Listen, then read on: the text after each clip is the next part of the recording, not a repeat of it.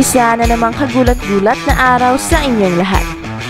Pinalabas na ang bagong schedule ng Adelaide 36ers and we are happy to announce na ang susunod na laro ni Kai Sotto ay ngayong February 11 na still against Brisbane Bullets.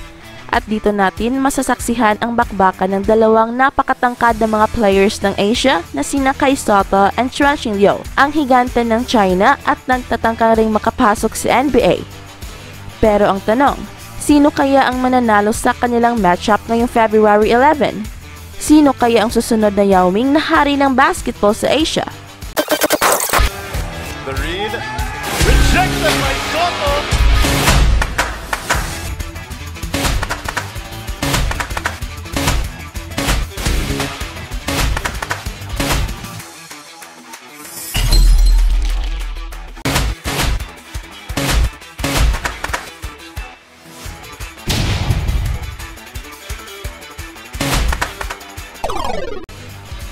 Alam naman natin na napakahirap sundan ang basketball success ng basketball legend ng China na si Yao Ming dahil isa itong Hall of Famer ng NBA.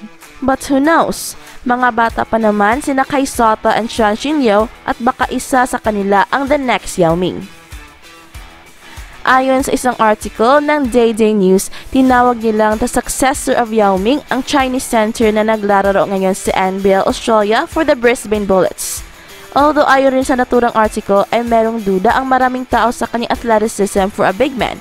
But still, you can't teach height sa larong basketball and 7'5 is 7'5. At ayon naman sa FIBA website na nagpalabas naman sila noon ng isang article featuring Kai Sotto with the title, Si Kai Sotto na ba ang the next Yao Ming?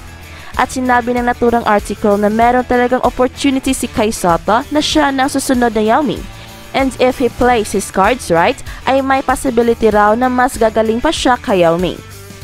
Well, it is very clear na pareho silang dalawa na malaki ang expectations ng basketball community sa Asia. Pero ang tanong, sino sa dalawa ang merong inside track of being the next Yao Ming? Pero bago yan, ay titinan muna natin ang kanilang mga highlights and let's compare kung sino ang mas magaling sa kanilang dalawa.